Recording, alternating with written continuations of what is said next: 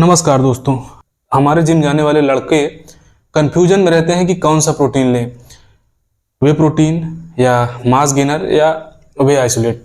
तो अगर हम बात करें कौन सा प्रोटीन लेना चाहिए तो आप वीडियो में बने रहें और वीडियो को अच्छे से और पूरे ध्यान से देखिए, आपका सारा कंफ्यूजन दूर हो जाएगा। और अगर आप हमारे चैनल पर नए हैं तो हमें मोटिवेट करने के लिए आप सब्सक्राइब कर सकते हैं या वीडियो को लाइक कर सकते हैं, तो हम और अच्छी अच्छी आपको जानकारी देते रहेंगे।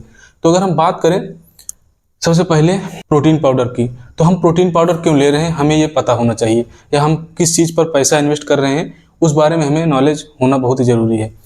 क्योंकि हमें जो प्रोटीन के लिए हम जो यूज कर रहे हैं तो हमें प्रोटीन्स चिकन, पनीर और अंडे और दाल, चावल इन सब चीज़ों में मिल जाएगा। तो हम पैसा प्रोटीन पाउडर पर क्यों इन्वेस्ट कर रहे हैं, हमें आज इसी बारे में बात करनी है।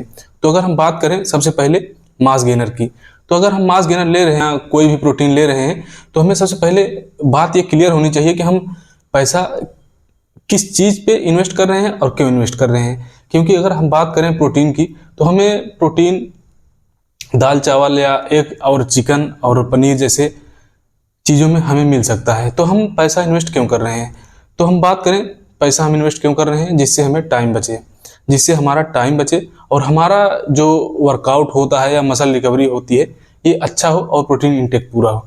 तो अगर हम बात करें मास गेनर की, तो अगर हम मास गेनर को ले लेते हैं तो मास गेनर अगर ले रहे हैं तो हमारा दिक्कत ये है कि उसमें प्रोटीन और कार्बोहाइड्रेट और फैट्स की संख्या ज़्यादा होती है। और देखा जाए तो मैं आप लोगों को क्लियर करने के लिए आप लोगों के सामने स्क्रीन पर एक मास गेनर का न्यूट्रिशन चार्ट लगा दे रहा हूँ। इसमें आप देख पाएंगे कार्बोहाइड्रेट के साथ साथ आप नोटिस करेंगे प्रोटीन और कार्बोहाइड्रेट और फैट्स की संख्या ज़्यादा है। तो अगर हम कोई चीज़ पे पैसा इन्वेस्ट कर रहे हैं तो इसमें अगर हम कार्बोहाइड्रेट के साथ, प्रोटीन के साथ, या प्रोटीन और कार्बोहाइड्रेट और फैट की देखा जाए, अगर हम मास गेनर में कार्बोहाइड्रेट ही ले रहे हैं तो हमें रोटी और दाल और चावल और केले से मिल जाएगा।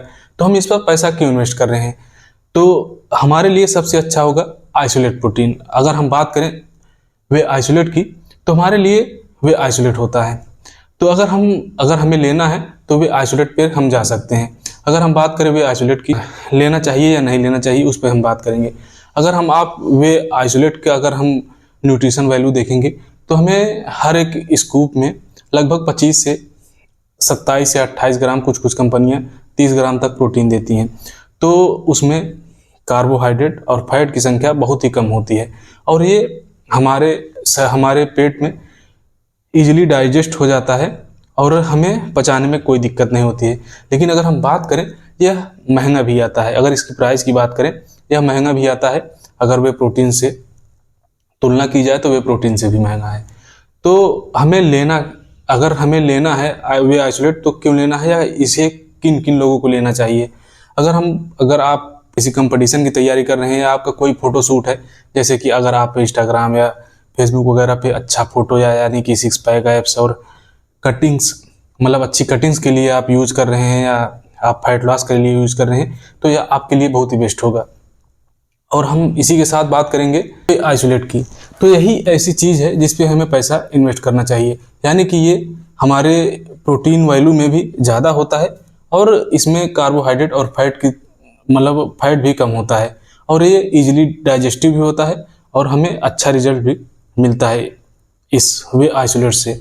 वहीं अगर हम बात करें वे प्रोटीन की, तो वे प्रोटीन अधिकतर ब्लेंड होता है वे आइसोलेट या वे कंसंट्रेट का। तो अगर हम इस पे भी जाएं, अगर हम बात करें, अगर हम रेगुलर जिम गोवर्स हैं तो हमें वे आइसोलेट से अच्छा हमें वे प्रोटीन पड़ेगा। तो वे प्रोटीन का ये है कि अगर हम ट्रेनिंग करते हैं तो अगर हम ट्रेनिंग के बाद हम यूज कर रहे हैं वे प्रोटीन को, तो ये हमें, क्योंकि ट्रेनिंग के बाद हमारा जो डाइजेस्टिव सिस्टम होता है वो 10 गुना बढ़ जाता है। तो अगर वे प्रोटीन भी यूज करते हैं तो ये आपके लिए बेटर ऑप्शन होगा वे आइसोलेट से।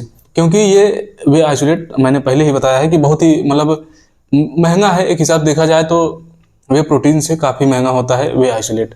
तो अगर हम इस पे भी अगर हम वे प्रोटीन यूज करें तो भी हमारे लिए ये हमारे लिए बेटर ऑप्शन होगा, क्योंकि हम ये इजीली डाइजेस्टिव भी होता है और बजट फ्रेंडली भी होता है और एक मतलब बजट के हिसाब से रहता है और ये बहुत ही ज़्यादा महंगा भी नहीं होता है और देखा जाए तो हमारे लिए बेटर ऑप्शन है वे प्रोटीन। तो अगर हम बात करें कि किस ब्रांड का लेना चाहिए, तो अगर हम देखें अगर ब्रांड कौन सा लेना चाहिए, तो हमारा ये उद्देश्य होना चाहिए कि हमें पहले ये देखना है ब्रांड में कि कौन कौन सी कंपनियां पुरानी हैं, क्या मतलब कौन कौन सी कंपनियां पुरानी हैं। ये नहीं कि नई कंपनी कोई आई है और सस्ता आपको वे प्रोटीन या आइसोलेट दे रही है तो आप उस पर मत चले जाइए। आपको कोशिश करना है जो पुराने ब्रांड्स हैं, काफ़ी पुराने ब्रांड्स जो हों, जो मतलब लगभग 4 साल या 5 साल या कुछ सालों से काम कर रही हों इस फिटनेस इंडस्ट्री में, आप उस पर जाएं। ये आपके लिए बेटर ऑप्शन रहेगा। और ये नहीं कि आप किसी सस्ते मतलब किसी नए ब्रांड जो 1-2 महीने के हुए हैं उन ब्रांड पे आप जाएंगे तो आपको हो सकता है आपको काफ़ी लॉस हो जाए। तो ये वीडियो कैसा लगा आप कमेंट बॉक्स में ज़रूर लिखिए और हमें मोटिवेशन के लिए लाइक और सब्सक्राइब जरूर कर दीजिएगा। धन्यवाद, फिर मिलेंगे।